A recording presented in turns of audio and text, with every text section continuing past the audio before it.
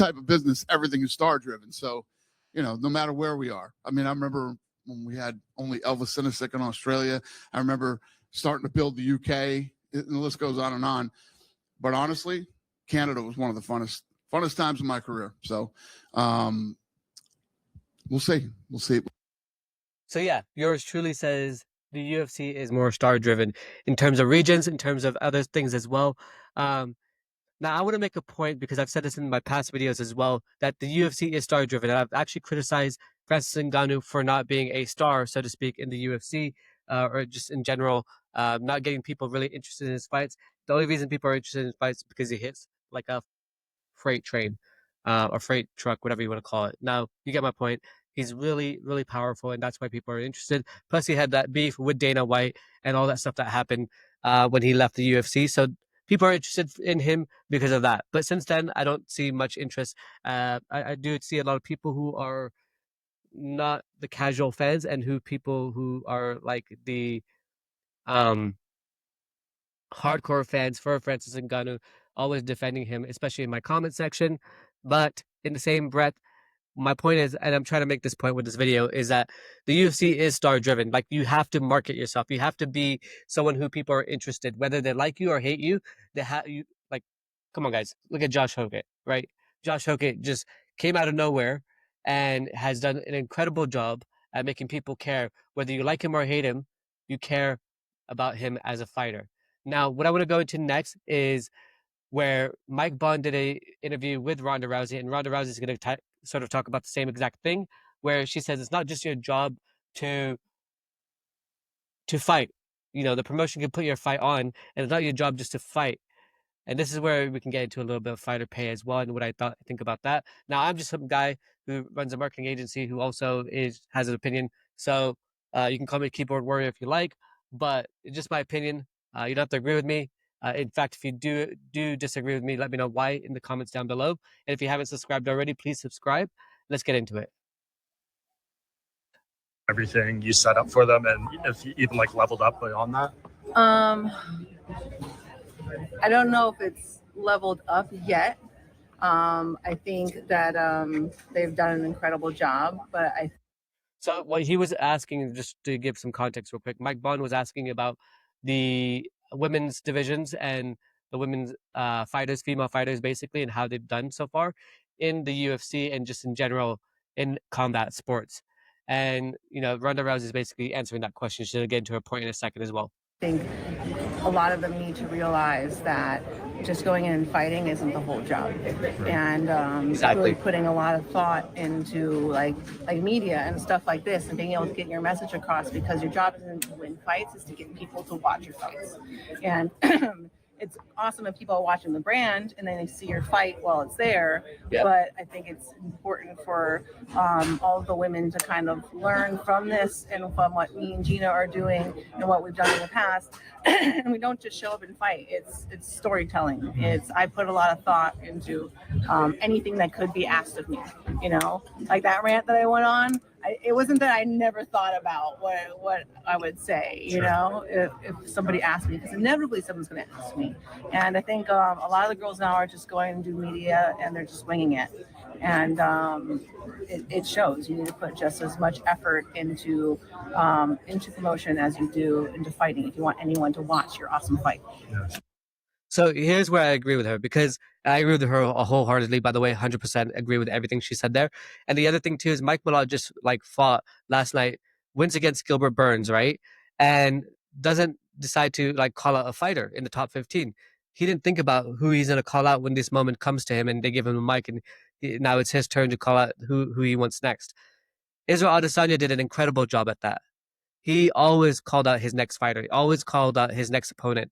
When Alex Pereira won his fight on the same card, and I think it was who was it that he just beat right before Alex Pereira? Whoever he beat right before Alex Pereira, he called out Alex Pereira. He called out Alex Pereira and said, "I challenge you to a match." Now, that's where you get people interested and invested in who you are as a fighter, and not just that, but who you're fighting next. And you create the storylines from there. Like the whole Paddy Pimblett versus Ilia Topuria could have been an incredible big fight. And I think the UFC kind of fumbled because Ilia Topuria had his own hiccup happen with this divorce, and on top of that, you have him fight Justin Gaethje, and Paddy he didn't really show up for that fight. I thought he did an incredible job. I really like Paddy Pimblett, especially after that fight. I liked him before that, anyways. But it's just crazy to see how it went and the way, like that fight is probably not going to happen, to be honest, in the future now, which just sucks because everybody was invested in that fight and it would have been awesome to see. Although most of us thought Ilia Topuria, I think I speak for all the fans here, most of us thought Ilia Topuria is going to win that fight. Even then, it would have been an incredible, exciting fight because the way they had built it up.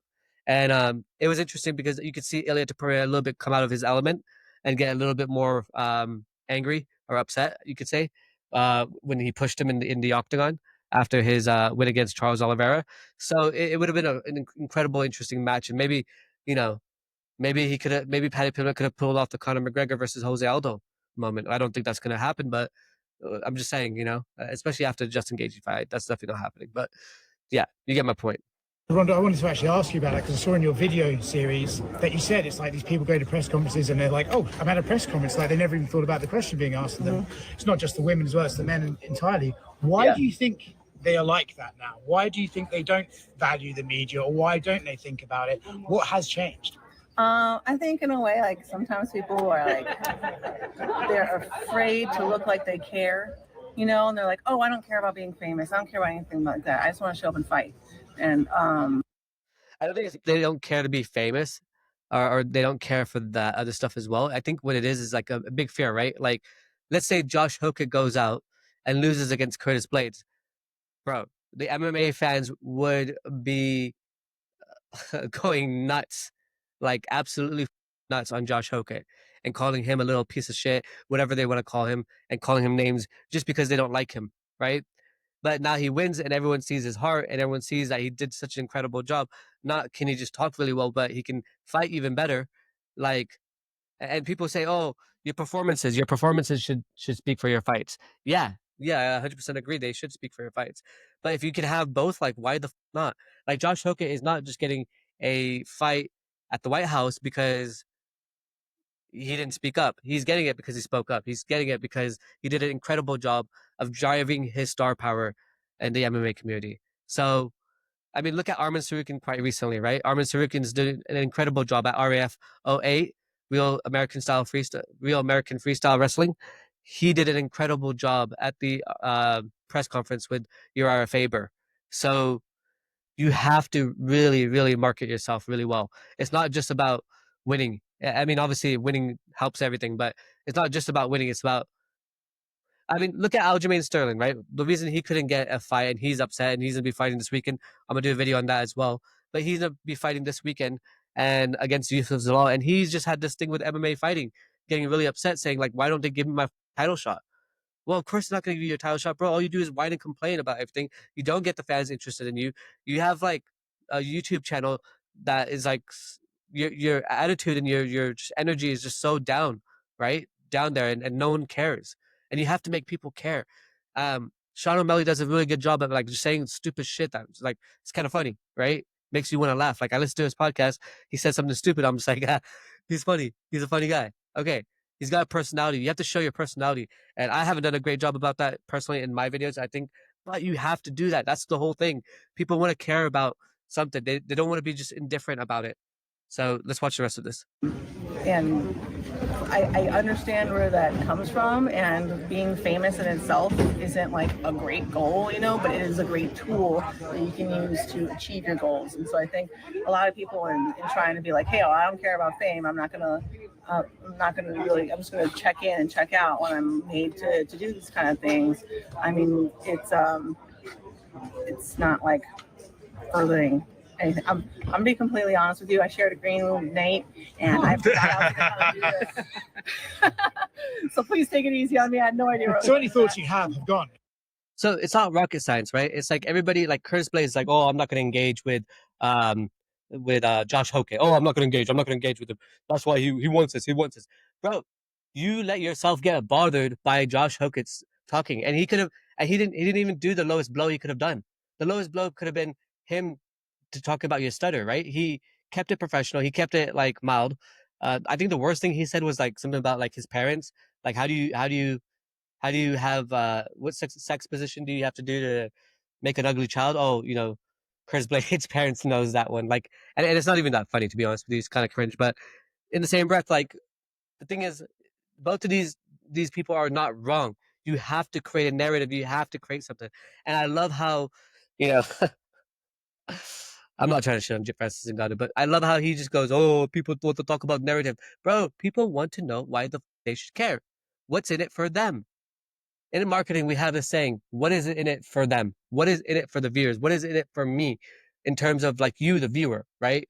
What do you get out of this learning whatever I'm talking about, whatever the bullshit is, right? What are you getting from it, right? That's the goal. That's what people want to hear. That's what people want to know. They want to constantly, unconsciously ask themselves in their mind, what am I getting from this? Now, when we watch UFC and you see yesterday some of those fighters who did incredible, like Barboza, who had his debut, and I'm like, whoa, dude, this guy's awesome. Or Nolan, who went for the kill, gets knocked out by Jai Herbert.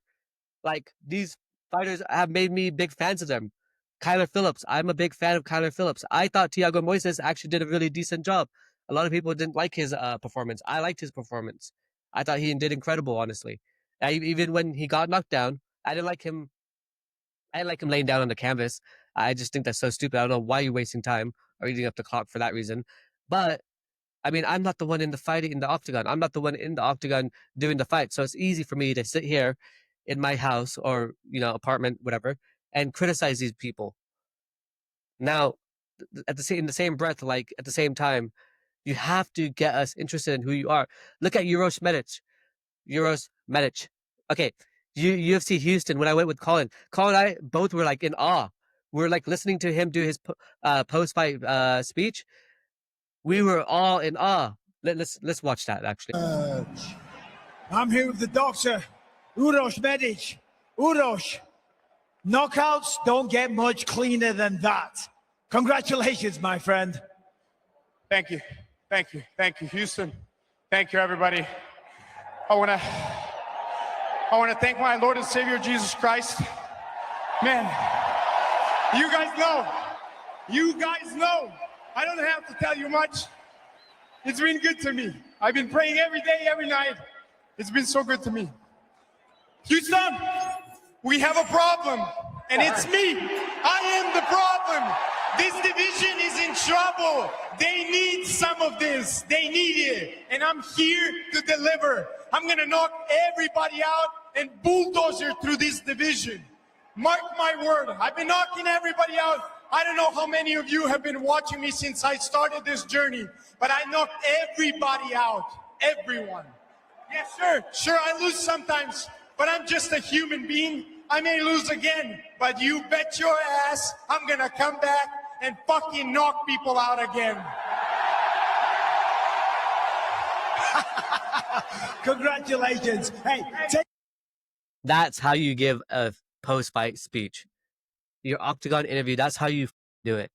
Like, you don't do it the way, I mean, Mike Malott, in all fairness, I don't blame him, to be honest with you, because I thought he wanted to get the W, and he did. And I think that's his main thing. But and I don't blame him or fault him for that either. Like, I don't fault him for the way he handled it. I did think he should have called out someone, Uros Medic. I think he would be a good fight for Mike Malott. But this is what I'm talking about. Take a look at this screen. Walk us through this because it was fast. Listen, I knew he was going to want to box with me. Houston, we have a problem. It's Uros Medic, right? This is what I'm talking about. This is what fighters need to be doing when they fight. Like, I love Ethan Ewing, and I'm incredibly fascinated by his fight style and the way he can just pop. He can do his boxing and stuff like that and throw hands. But I want to be more invested in him. Now, if he talks a little bit more, I think it'd be awesome. And he is talking, but I think he just needs to put a little bit more flair to his talk.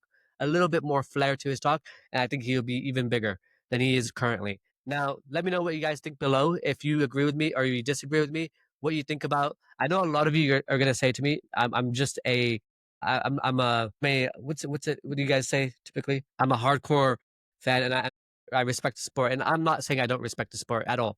just to clarify. I love the sport. I respect it. I do want the best to go against the best. But at the same time, you cannot deny this MMA stuff is star driven. How do you get casual people invested in the MMA world?